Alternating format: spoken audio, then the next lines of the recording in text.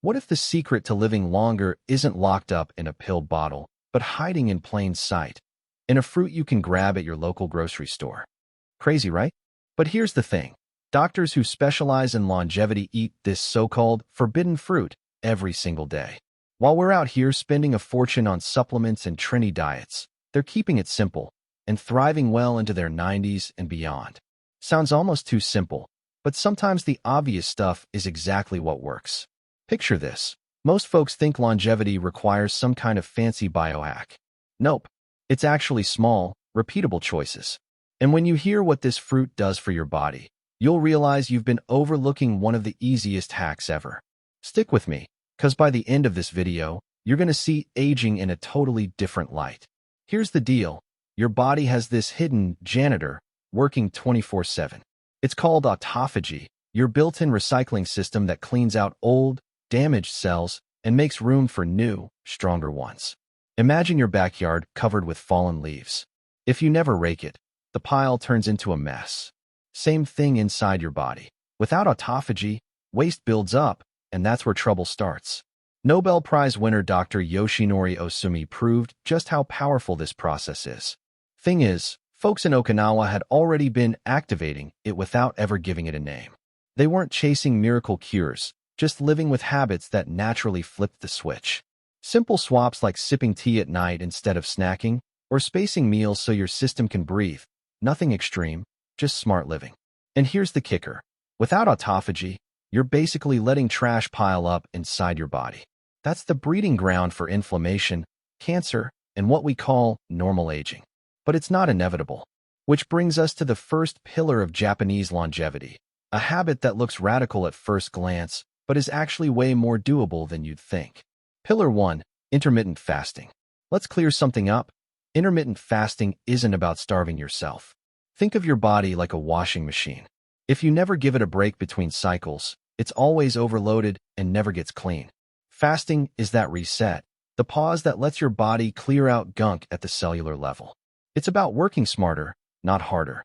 Japanese researcher Dr. Takayuki Teruya showed how fasting fires up metabolism, boosts antioxidants, and slows aging. Imagine learning how to breathe properly while running. Suddenly, you can go farther without gasping. That's what fasting does internally. And no, you don't need to dive headfirst. Start small. Maybe skip breakfast once or twice a week, or eat dinner earlier so your system has more time overnight to recover. Now, I get it. Most of us were raised on never skip a meal. But honestly, eating when you're not hungry is what hurts.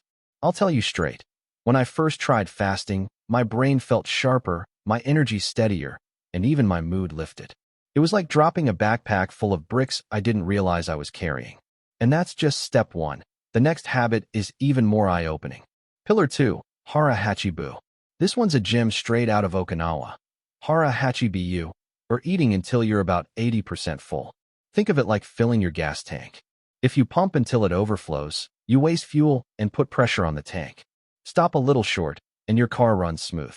Same deal with your body. Leaving that little bit of space keeps digestion light and energy flowing. Take Dr. Shigeki Hinohara, who lived to 105. He swore by light meals and never stuffing himself. The lesson? Finish your plate with just a hint of hunger. It's not deprivation. It's an investment in tomorrow's health. Want to try it? Here's a trick. Slow down when you eat. Chew more, and pay attention to the moment your body whispers, "I'm good." That's your 80%. I'll admit, it was tough for me at first. Growing up, cleaning your plate was a sign of respect. But once I embraced Hara Hachibu, my sleep improved, my mornings felt lighter, and I realized I didn't need to walk away from the table bloated to feel satisfied. It's funny. This practice doesn't make life smaller, it actually makes it freer. And freedom sets the stage for the forbidden fruit we've been hinting at all along. Pillar 3. The forbidden fruit. Here's the reveal. It's papaya. Yep, that everyday fruit most people overlook, or worse, avoid because they think it's too sugary. But papaya is loaded with enzymes like papain, fiber, and antioxidants that act like a cleaning crew inside your gut. It's cheap, accessible, and hiding in plain sight as one of nature's best longevity foods. Think of papain like dish soap that cuts through greasy buildup in your sink. Instead of pipes, it helps your digestion run smooth, breaking down proteins and sweeping out what your body doesn't need. Add in lycopene and fiber, and suddenly you've got a fruit that reduces inflammation and gives your cells a reset. Pro tip: pair it with ginger tea or black tea in the morning for a powerful combo. I can vouch for this myself. For years, I started my mornings with heavy bread, cheese, and strong coffee. When I swapped that for papaya and a light tea, everything changed. My mind felt clearer, my energy stopped spiking and crashing, and my body just felt lighter. No magic pill, just physiology doing its job. And if papaya can do this, wait till you hear about the other foods that secretly trigger autophagy. Pillar 4. Autophagy-friendly foods. If your body's a city, these foods are the street sweepers, keeping everything clean and running smooth. We're talking veggies, teas, and fermented foods. In Japan, it's common sense. Miso, natto, pickled veggies. They're not trendy, they're timeless. And the bacteria in these foods? They're like your city's sanitation crew, working overtime to keep your system humming. I'll never forget this woman I met in Okinawa, 94 years old, sharp as a tack. Every morning, she had a bowl of miso soup with brown rice. She'd never heard the word probiotic, but her body showed the results. Perfect digestion, stable energy, and a smile that lit up the room. Want to replicate that? Ditch the soda for green tea. Add a side of kimchi or sauerkraut to lunch. Tiny swaps, massive payoff. And when someone complained that it sounded restrictive, he'd chuckle. What's restrictive is spending half your life in a hospital bed because you ignored the basics. That mix of humor and truth made it stick. Eating this way wasn't a punishment. It was an invitation to enjoy flavors while giving your body exactly what it craves. And it leads straight into the last piece of the puzzle. Not just what you eat, but how you live. Pillar 5. Life philosophy. Here's where food meets mindset. In Okinawa, they talk about ikigai, your reason to get out of bed every morning. Purpose is fuel. I met a centenarian who played violin every day, not for fame or an audience, but simply to keep sharing beauty. That sense of I still matter kept his spirit alive and, in turn, his body strong. You don't need to become a monk or uproot your life. Maybe your ikigai is gardening, teaching your grandkid to ride a bike, or finally learning salsa dancing. Just like a car engine needs oil, your mind needs joy and curiosity to stay young. And believe it or not, this mental peace is as vital to longevity as what's on your plate. For years, I chased strict routines, gym, diet, goals. But it wasn't until I let in more laughter, slowed down, and celebrated the little wins that life took on a whole new rhythm. Living longer isn't about squeezing in more years. It's about making the years worth living.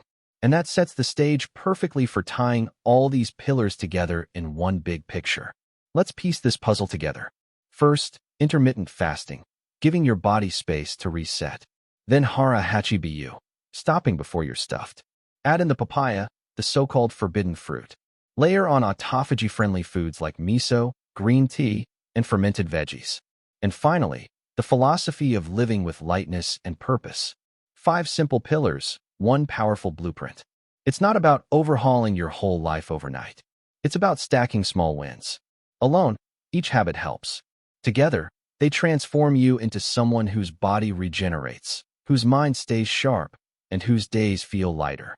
It's not theory, it's practice, proven by people who've already walked the path. And here's the part most folks miss. Your body already knows how to heal itself. All it needs is for you to step out of the way and give it the right conditions. That's the real secret. So the only question left is, which pillar are you going to start with today? Now it's your turn.